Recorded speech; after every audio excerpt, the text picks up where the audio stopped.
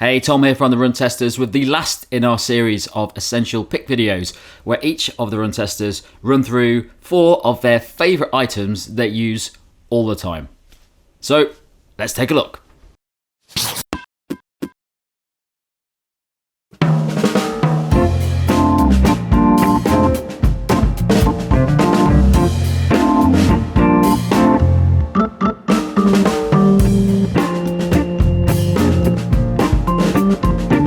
So the last of the Run Testers to do this video series is Laura. Laura, do you want to just tell us a little bit about the type of runner you are and the sort of runs you go out for, so the viewers can sort of work out why you've picked the things that you've picked? So I run about 3 or 4 times a week at the moment. I've had niggles on and off this year, so not as much as I'd like. At the moment, I've been doing like a couple of hill sessions a week, and because my time is limited because I have a small child and working, I have to kind of have my time blocked out and go then. So if it's chucking it down with rain, I can't if I try and put it off, then it's not going to happen. So one of my picks is very much about that, being able to go out, whatever the weather.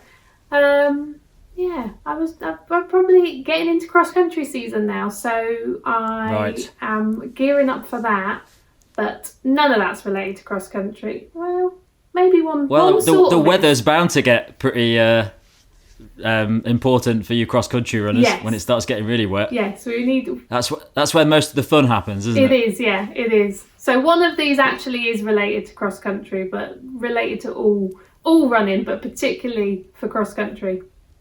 Brilliant. Well, let's jump straight in. What have you picked as your first essential item? So first is my visor. Now, I'm going to say my pick is generally a visor. I don't think there's anything special about this one. It's from 2XU several years ago. But a visor, why I prefer it over a cap is that your head is exposed. So if it's hot, then you release a bit more heat via your head if you've got a visor on. But generally, something with a peak, because in winter, this comes into its own. When it's raining, when it's snowing, stops it getting in your eyes. Obviously in summer, it's kind of self-explanatory, keeping the sun off. But I would say that a visor is much better than a hood. Like, even the best running jacket, a hood is always a bit annoying, doesn't work as well as you want it to. If you've got a visor, that'll keep the rain and snow out of your eyes.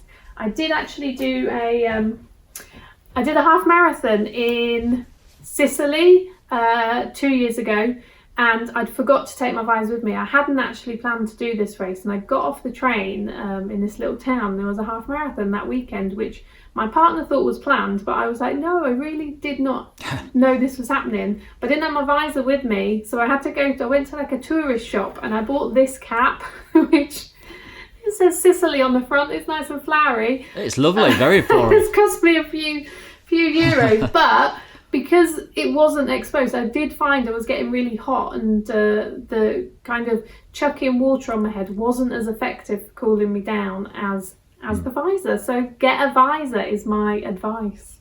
Well, Jane picked a visor as well. I think you and Jane are the only two who have picked visors, because I'm guessing the hair has a lot to do with it as well. It means you've got a bit more space to have long hair in there. I guess if you have got no hair, then probably want to go for the cap covering, because you don't want to get sunburnt. But it's good for avoiding the hot hair, because you can go for a high bun, put your visor on, and then it's up there rather than getting it all. Well, us gentlemen that have slightly less hair, one of the reasons we wear a cap is so that people don't know we've not got much hair. So you put a visor on, it defeats the point. But yes, I've never used one, but that's 2 Run Testers who've picked visors, so it's clearly quite an important one. Awesome. Okay, well, that's a nice pick to start off with. What is your second pick? We're going quite underwear now, so we'll start off with the cross country in mind. These are my Karrimor socks. I've never really got into the whole expensive socks thing. I don't think socks need to be pricey. What are they going to do? They're not going to be seen really because they're in your shoe. I know there is that style for going a bit higher, but really the majority of the sock is happening inside your shoe, so what it looks like isn't that important to me. Obviously it needs to work, but I find that these work fine. And then when it gets rainy and when you're running cross country, if they do get too destroyed, then you can get a new pair pretty cheap. Other thing is that my big toe like goes up slightly at the end, so no matter how much I cut my toenails, always wear through socks in the big toes. So I'm not going to spend 15 quid more. I don't know, how much do expensive socks cost? What's the most you've paid for a pair of socks? You're lucky you're speaking to me, because I'm probably the one run tester that doesn't care about socks. I like if I get sent a nice pair, I think, these are quite good, but I never really care about the design or anything like that. The rest of them love a exciting sock. You'll see every video that Nick and Mike ever does has got some sort of mid calf length sock with ridiculous colours on. So I think most of the ones that we kind of cover, they're quite expensive. Yeah, they sit between, I mean, you can go for anything from like £16 up to like £25 for a pair of socks. These, a two packs I think is £9. If you're in Sports Direct, they're always on offer, which be one of those kind of like DFS sales, never ending. But with the expensive socks, if you go for the design thing, it's just one more thing to take in mind, isn't it? Like, I struggle enough getting my top to match my bottoms, and then you throw in shoes, that's another headache. If you want to like have an outfit, then you throw in if you're socks. A fashion conscious runner like Mike, you need to get all that colour, and it's an important part of it. How are your top and your bottoms and your shoes and your socks all clean and ready to go at the same time and match? I don't know how people manage that, but well, the thing I always think is that with expensive socks, you can't have loads of expensive socks just because the price starts getting ridiculous. So if you've only really got like 3 pair of socks that you really like, I always forget to wash them straight after a run. So I like to have a big pile of cheap ones so that I can just grab them. But if I'm constantly worried about washing my favourite coloured socks, it becomes as you say, an extra level of admin that I don't really care about. Yeah. And you would not run cross country in a £15 pair of socks, would you? Going up Parliament Hill in ankle deep mud, you're going to be like not taking that racing line through the mud, or you're just going to be like, where's the grass? Got to protect my socks. Well, I'm glad you put that one in, because I think we get a lot of comments about the sort of budget options when it comes to these things, and socks is a great example of something that really, there's probably not loads of differences. As long as they fit you and do the job and they don't give you blisters or anything, they're a perfectly good thing to get, and you can buy a lot more of them and have in your drawers. Yeah. So perfect, great choice for that one. And I don't think we've had socks in before, so that's a good addition to the essentials section. What's your third pick? Okay, well, I am a bit of a thrifty runner, as you will see in the next pick as well. Is very cheap, also underwear. But I think what is important is save the money where it's not important and invest it where it is important. So next up is my pants. I'm not gonna wave a pair of my pants round, but what I will tell you is that they are from Marks and Spencer's. They are big old Bridget Jones style pants. And they come in a multi-pack of 5 and it's £12. And they do the job, like Lycra pants, big old coverage, because then they don't ride up when you're running. What else do you need pants to do? They wick away, they're polyester Lycra or whatever to allow for that. And they're fine. What more do you need? So you're not into your sort of knee length sort of compression shorts for under your shorts then? No. So for women with underwear, when it comes to the summer, it's difficult for shorts, because if you go for like shorts with a built-in knicker, then that's kind of personal preference, isn't it? Whether to then you have other underwear under that or not. I would say if they fit well, then I would just go for shorts with the built-in underwear and not worry about the extra layer. That's also because on long runs, if you're needing to go for a toilet stop, pulling stuff down and pulling it back up again and getting it in the right place, that's too much faff. Under like cycle short style shorts and under leggings, I go for these pants because If you are somebody who's worried about a visible pant line, I know you are, Tom. Oh, constantly, yeah. People always bringing it up in the videos. So going under bum, I did get sent like a running thong. Like that was never going to happen. Some people might go that option, but for me, big old pants, no VPL, and they do the job, and they're not going to ride up, they're not going to chafe, and I don't really think about pants much. The Marks & Spencer pants come in a size 6 up to 28, so pretty size inclusive there.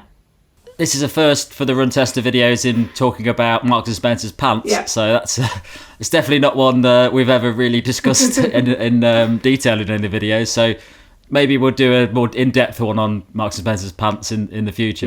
Yeah. Okay, so your last pick, is it underwear again? It is underwear, but this is it. We've saved the money on the socks and the pants, and we're going to invest it in a good bra. So that's my Shock Absorber Ultimate Run Bra. They're about £46.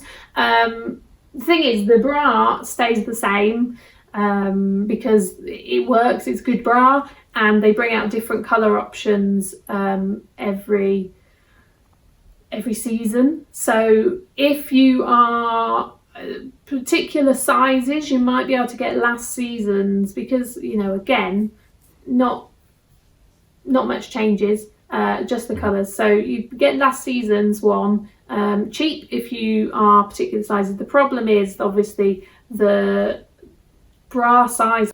This one runs from a 30 to a 38 and an A to a G, so there's quite a lot of sizes there, so getting the colour that you want in the size that you want is going to be a problem sometimes, so the colour doesn't really matter. The one thing about it is that it's not the kind of style bra that I would wear without wearing a top on top. So some bras you find now do the sort of job of support, but they're also kind of aesthetically nice, so that they look a bit like a crop top, so you could go shirtless. Obviously it's not summer now, so generally you're wearing a shirt unless you're training at the gym. This is one that does look like a bra rather than a crop top, so that's the only downside to it, but it's very supportive and is my go-to bra. Brilliant. Well, every time I speak to you, Laura, I learn new things about women's running wear, but this I think we'll probably call this video Laura's underwear picks. Yeah. And a visor, underwear and a visor. Under visor, yeah. So yeah, it's certainly been a few areas that we've not really delved into before, so that's very good, and I've learnt much about women's running clothes. But I think when you come to when you say to me essentials, it's, if I was on a desert island, I could run in this. Probably I could go barefoot, couldn't I, if it was a desert island on the sand maybe. But I would need my visor, I would need my bra, and probably I'll put a pair of pants on in case there's any ships like looking out for me. You've thought this through in a lot more detail than I probably thought you would from the name of the video. Yeah. So should probably have posed that exact question to everyone else about the desert island running. You probably got some very different answers, although I don't think many people would have put underwear in. Okay, brilliant. Well, that's a really interesting and sort of new area for our essential picks, but absolutely perfect. If they're your essential picks, then they're really useful to have, and it's good to have a sort of interesting view on a lot of these things. It's always good to have the sort of budget options in, because it's great to find stuff that's cheap and actually works really well. We're desperate to always find those sort of things. So brilliant. Thanks a lot for your picks, Laura. No problem. And we will see you in a video soon. See ya. So that's it from us, and the last in our essential pick series for now. Thanks a lot for watching. Don't forget to like and subscribe and click that little bell icon. It really does make a difference, and every extra subscription we get means that we can make more of these videos for you guys to use and pick the various products that are out there at the moment. Don't forget to check out the channel for all the other videos we've got, from the latest road and trail shoes, as well as all the latest watches and running headphones that you can get at the moment. Thanks a lot for watching. See you next time.